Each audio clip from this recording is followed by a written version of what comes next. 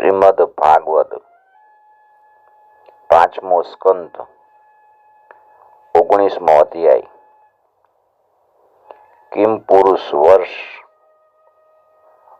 અને ભારત વર્ષનું વર્ણન. સુખદેવજી મહારાજ કહે છે કે રાજન, કિમ પુરુષ વર્ગખંડમાં શ્રી લક્ષ્મણજીના મોટા ભાઈ એટલે કે રામ, જે આદિ પુરુષ છે, સીતાજીના હૃદયના અભિરામ છે, એ ભગવાન રામના ચરણોના સાનિધ્યના રસિક હોય તો પરમ ભાગવત હનુમાનજી.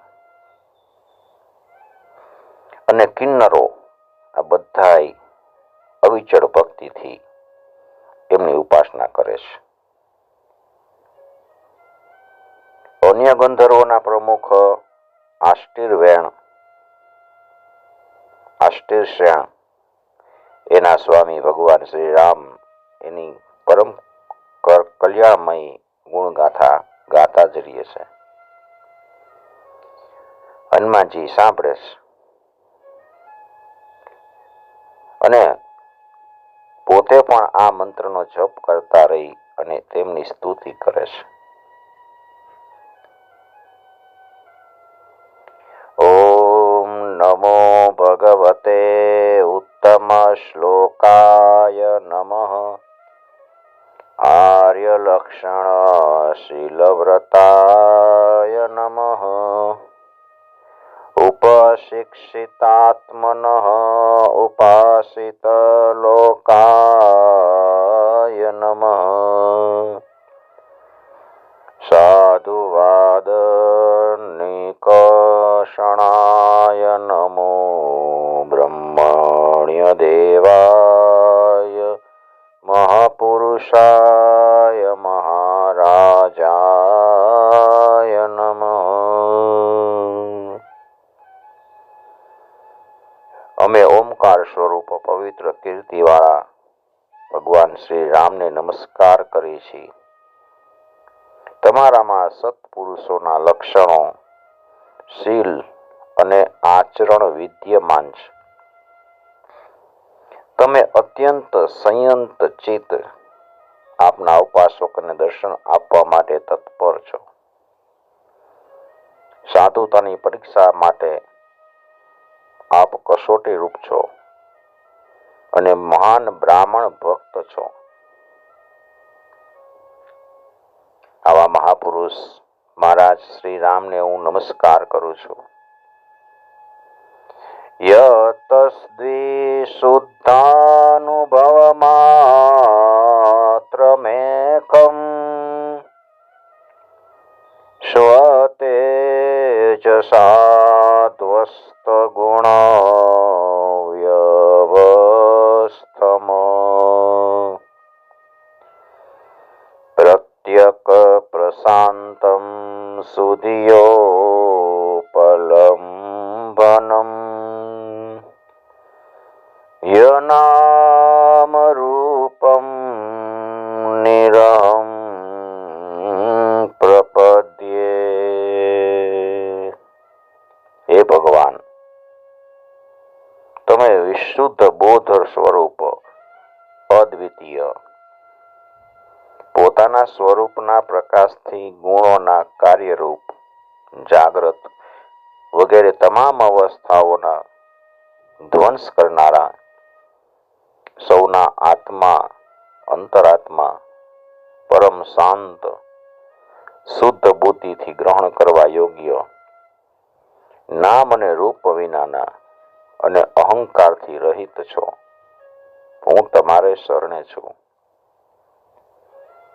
યનામ રૂપમ નિરહં પ્રપદ્યે. હે પ્રભુ, તમારો મનુષ્ય અવતાર માત્ર રાક્ષસોના વધ માટે જ નથી, પણ એનું મુખ્ય ઉદ્દેશ્ય તો મનુષ્યને બોધ આપવાનો છે. અન્યથા પોતાના સ્વરૂપમાં જ રમણ કરનારા સાક્ષાત વિશ્વાત્મા વિશ્વેશ્વરને સીતાજીના વિયોગમાં આટલું દુઃખ કેવી રીતે થઈ શકતું હતું? જો રામ સીતાજીના વિયોગમાં દુઃખ ન કરે તો મનુષ્યને બોધ કેવી રીતે પ્રાપ્ત થાય? મર્ત્યાવતારસ્ત્વેહ મર્ત્ય શિક્ષણમ રક્ષો વધાયે ન કેવલમ વિભો કૃતોન્યથા સ્યાદ્રમત સ્વ આત્મન સીતા કૃતાની વ્યસનાનીશ્વરસ્ય. તમે ધીર પુરુષના આત્મા અને પ્રિયતમ ભગવાન વાસુદેવ છો. ત્રણેય લોકોની કોઈ પણ વસ્તુમાં તમારી આસક્તિ નથી. તમે નથી તો સીતાજી માટે મોહ પામતા અને નથી તો લક્ષ્મણજીનો ત્યાગ પણ કરતા. નવેશ આત્માત્મવતામ સુરુતમ સપ્ત સ્ત્રીલોક્યામ ભગવાન વાસુદેવ ન સ્ત્રીકૃતમ કશ્મલમશ્નુવિત ન લક્ષ્મણમ ચાપી વિહાતુમર્હતિ.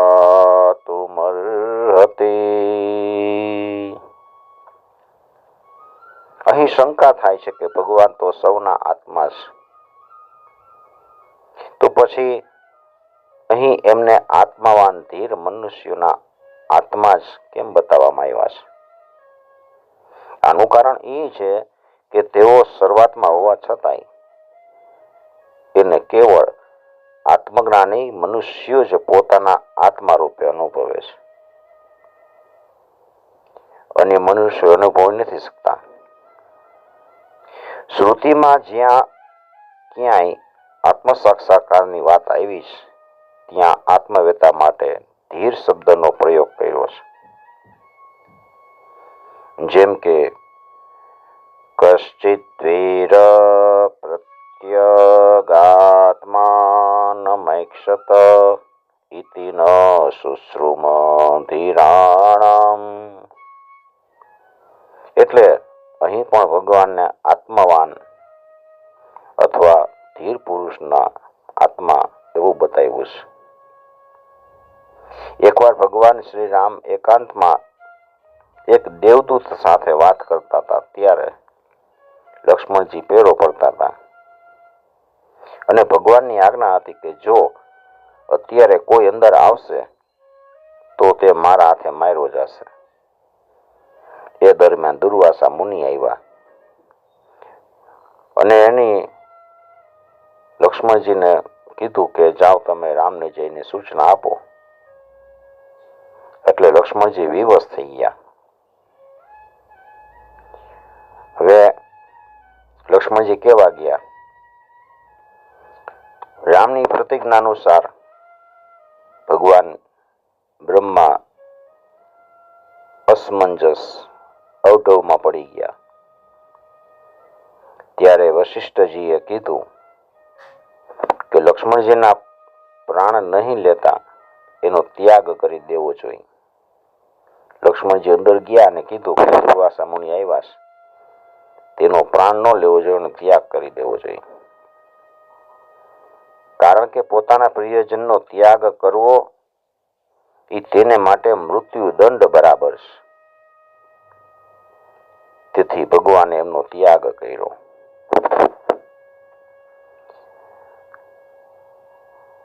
નો લક્ષ્મણમ ચાપી વિહાતુમર્હતિ.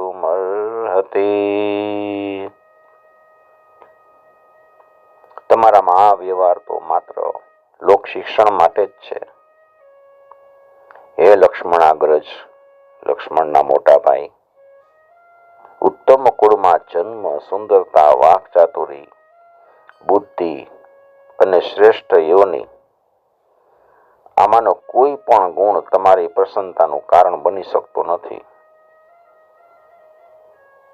આ વાત બતાવવા માટે તમે આ બધાય ગુણો વિનાના વનવાસી વાનરો એવા અમારી સાથે તમે મિત્રતા કરી છે. ન જન્મ નૂનમ મહતો ન સૌભગમ ન વાંગ ન બુદ્ધિર ન કૃતિ સતોષ હેતુ તૈર્યસ્દ્વિસૃષ્ટાનપી નો વનોકસ ચકાર શક્યે બત લક્ષ્મણાગ્રજ.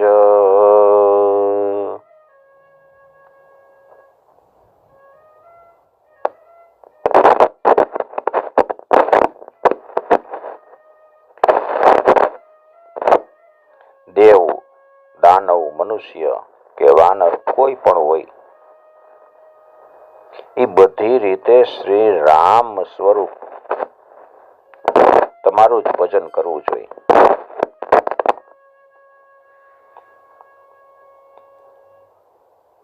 કારણ કે તમે નરના રૂપમાં સાક્ષાત શ્રી હરિ જ છો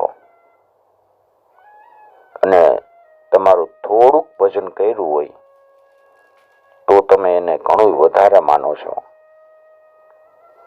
તમે આશ્રિતોના પ્રેમી છો, એવા પ્રેમી છો કે જ્યારે પોતે દિવ્ય ધામમાં સીધાવી ગયા, શ્રી રામ દિવ્ય ધામમાં ગયા ત્યારે સઘળા ઉત્તર કૌશલવાસીઓ જે અયોધ્યામાં રહેતા હતા એમને પણ તમે પોતાની સાથે જ લઈ ગયા હતા. શૂરો અસુરો વાપ્યથ વાનરો નર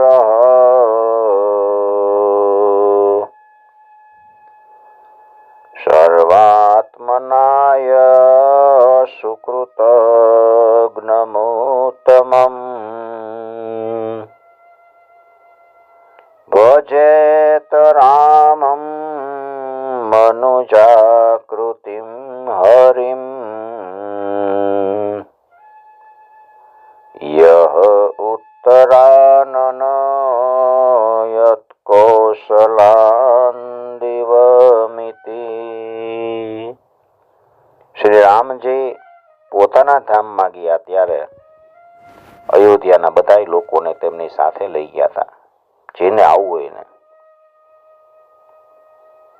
ભારત વર્ષની અંદર ભગવાન દયાવશ નર નારાયણ રૂપ ધારણ કરે અને સંયમશીલ મનુષ્યો પર અનુગ્રહ કરવા માટે જ અપ્રકટ રૂપે કલ્પના અંત સુધી તપ કરતા રહે છે.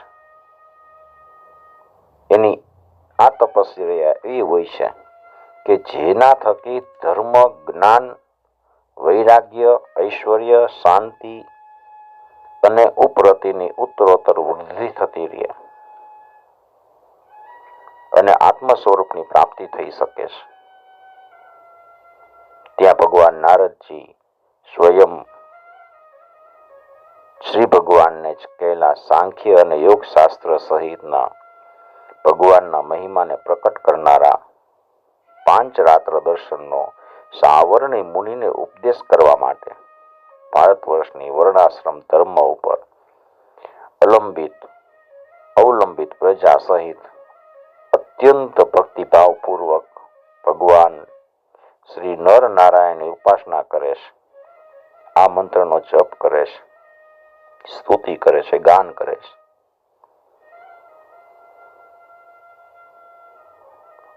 ઓમકાર સ્વરૂપ, નિરહંકાર, નિર્ધનોના ધન, શાંત સ્વભાવ, ઋષિ શ્રેષ્ઠ ભગવાન શ્રી નર નારાયણને નમસ્કાર છે. એ પરમહંસોના ધામ, ગુરુ અને આત્મારામના અધીશ્વર છે. આ પ્રમાણે તેઓ ગાય છે કે જેઓ વિશ્વની ઉત્પત્તિ વગેરે ની અંદર સ્વયં પોતે એમના કરતા હોવા છતાંય કર્તૃત્વનું અભિમાન રાખતા નથી. અને બંધાતા નથી અભિમાનથી. શરીરમાં રહેતા હોવા છતાંય પણ એના ભૂખ તરસ વગેરે ધર્મોને વશીભૂત થતા નથી. અને દ્રષ્ટા હોવા છતાંય પણ જેની દૃષ્ટિ દ્રશ્યના ગુણ દોષથી દૂષિત થતી નથી, તે અસંગ તેમજ વિશુદ્ધ સાક્ષી રૂપ ભગવાન શ્રી નરનારાયણને નમસ્કાર છે. હે યોગેશ્વર, હિરણ્યગર્ભ ભગવાન બ્રહ્માજીએ યોગ સાધનાની સૌથી મોટી નિપુણતા ખૂબી એ જ બતાવી કે મનુષ્યએ પોતાના અંતકાળે દેહાભિમાન ત્યજીને ભક્તિપૂર્વક તમારા પ્રાકૃત ગુણથી રહિત સ્વરૂપમાં પોતાનું મન જોડવું. પ્રાકૃત સ્વરૂપથી રહિત થઈ ગયા હોય ભગવાન, મન રહિત છે એમાં મન જોડવાનું છે. લૌકિક પરલૌકિક ભોગોના લાલચુ મૂર્ખ મનુષ્ય, એને ભોગની જ લાલચ હોય. એ જેવી રીતે પુત્ર પત્ની અને ધન સંપત્તિની ચિંતા કરે, મોતથી ગભરાય છે. વિદ્વાન હોય ને એને પણ આ નિંદ્ય શરીર છૂટી જવાનું છે એનો ડર લાગે છે, ભય લાગે કે મારું શરીર છૂટી જશે. ઓમ વિદ્વાન હોય એને જ્ઞાન માટે જે પ્રયત્ન કર્યો છે ને એ બધો પ્રયત્ન કેવળ શ્રમ જ કહેવાય, જો આવી રીતે ડર લાગતો હોય તો. એટલે હે અધોચક્ષ, તમે અમને પોતાનો સ્વાભાવિક પ્રેમરૂપી ભક્તિ યોગ આપો, જેથી આ નિંદ્ય શરીરની અંદર તમારી માયાને કારણે બદ્ધ મૂળ થયેલી અહંતા મમતા એને અમે કાપી નાખી, તરત કાપી નાખી. હે રાજન, આ ભરત વર્ષમાં પણ ઘણા બધા પર્વતો નદીઓ છે, ઘણા પર્વતો છે ભારતની અંદર, ઘણી નદીઓ છે.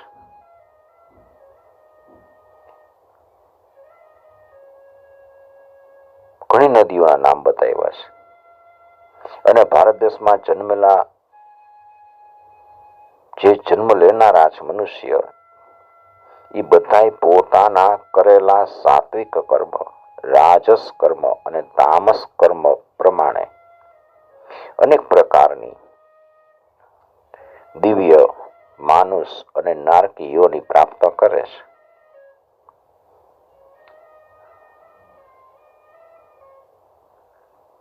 કારણ કે કર્મ અનુસાર બધા જીવો બધી યોની પ્રાપ્ત થઈ શકે છે. જેવા કર્મ કરે એવી યોની પ્રાપ્ત થાય.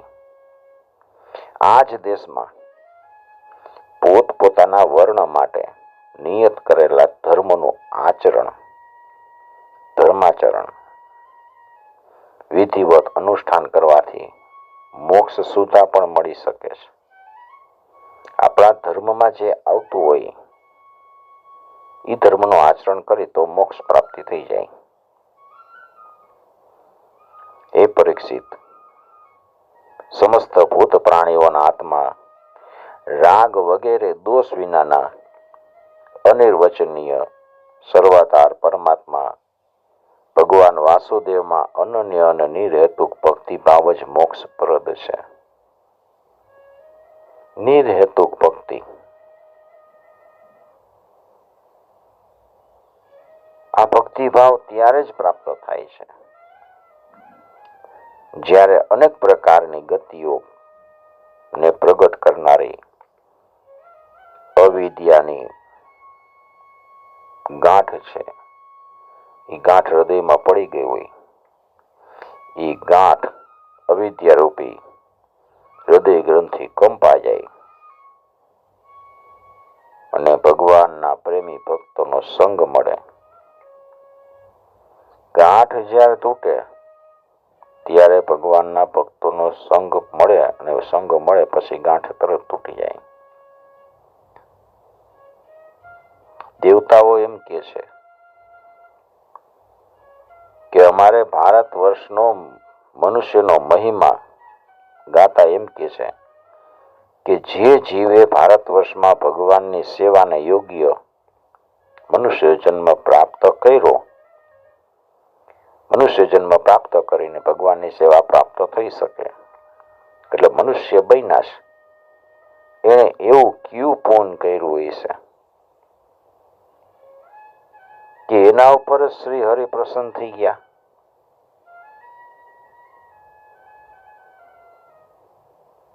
આવા સૌભાગ્ય માટે તો અમે પણ તલસતા રહી છીએ. અમારે આવા મનુષ્ય દેહની ઈચ્છા છે પ્રાપ્ત કરવાની. અમે ઘણા કઠોર યજ્ઞ, તપ, વ્રત, દાન બધુંય કરી અને આ તુચ્છ સ્વર્ગનો અધિકાર મેળવો. ઘણું તપ કરી નાખ્યું, ઘણું દાન દીધું, સ્વર્ગ મળ્યું, પણ આ સ્વર્ગ તો તુચ્છ છે. એનાથી શું લાભ? આ તો કેવળ ઇન્દ્રિય ભોગની અધિકતા જ છે,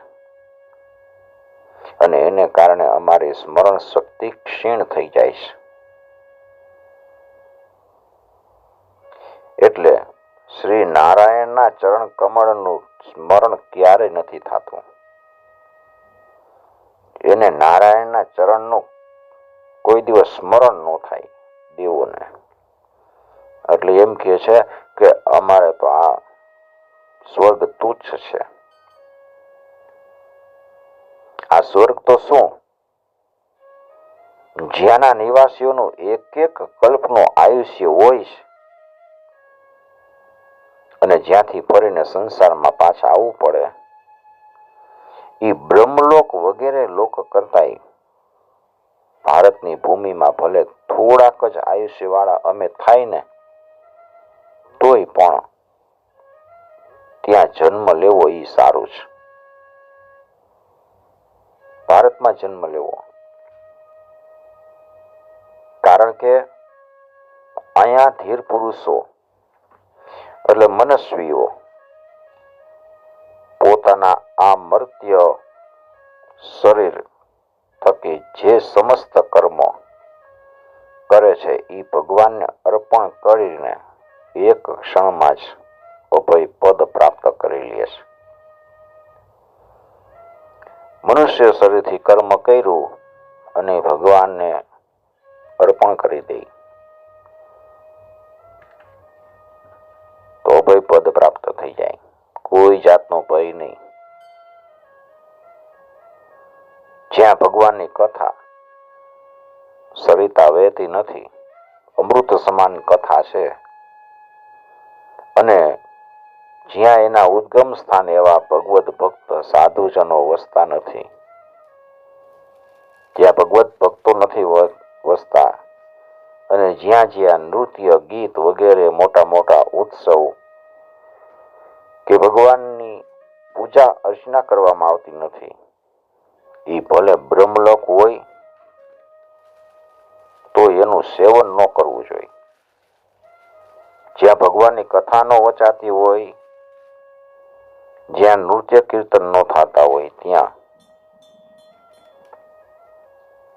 બ્રહ્મલોક હોય ને તોય ત્યાં જવું ન જોઈએ, ત્યાં જગ્યાનું સેવન ન કરવું જોઈએ. જે જીવે આ ભારત વર્ષની અંદર જ્ઞાન એટલે વિવેક બુદ્ધિ, એને અનુકૂળ કર્મ અને ઈ કર્મને ઉપયોગી દ્રવ્ય વગેરે સામગ્રીથી સંપન્ન મનુષ્ય જન્મ મેળવો છે, તેઓ જો આવાગમનના ચક્રમાંથી બહાર નીકળવાનો પ્રયત્ન નથી કરતા, જ્ઞાન, કર્મ અને કર્મને ઉપયોગી બધી વસ્તુ મેળવી હોય અને એનાથી જો એ બહાર નીકળવાનો પ્રયત્ન જ ન કરે, તો એ પારધીના ફંદામાંથી છૂટેલો હોવા છતાંય વગેરેની પ્રાપ્તિના લોભને કારણે એ વૃક્ષ ઉપર વિહાર કરનારા પક્ષીઓની જેમ ફરીથી બંધનમાં પડી જાય છે. ભારતીના ફંદામાંથી છૂટો પડી ગયેલો પક્ષી હોય તોય પાછું એને એમ થાય કાંઈ તો મને પિંજરામાં રહીશ ને તો ખાવાનું મળશે, એવી રીતે પાછો બંધનમાં જ રહીએ. બધી વસ્તુ પ્રાપ્ત થઈ ગઈ, જ્ઞાન પ્રાપ્ત થઈ ગયું, અનુકૂળ કર્મ કરવાના પ્રાપ્ત થઈ ગયા. કર્મ માટે જે વસ્તુ જોઈએ, દ્રવ્ય જોઈએ, એ દ્રવ્ય પ્રાપ્ત થઈ ગયું. છતાંય મનુષ્ય શરીરે મળી ગયું અને છતાંય ભવસાગરના ચક્કરમાંથી નીકળવાનો પ્રયત્ન ન કરે તો એ પારધીના પાંજરામાં પકડાઈ ગયેલા પક્ષી હોય એ છૂટી ગયા હોય છતાંય પાછો પાંજરો જ એને પસંદ પડે. આ ભારતવાસીઓ કેટલા ભાગ્યશાળી છે.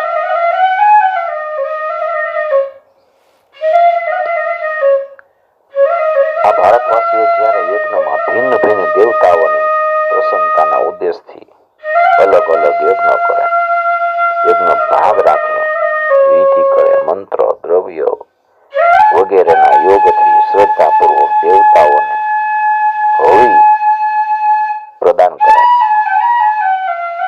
ત્યારે આ પ્રમાણે ઇન્દ્ર વગેરે ભિન્ન ભિન્ન નામે પોકારવાથી આહવાન કરે અને સમસ્ત કામનાઓ પૂરી કરનારા પૂર્ણ કામ શ્રી હરિ પ્રસન્ન થાય છે અને હરિ પ્રસન્ન થાય અને હવિનું ગ્રહણ કરે છે.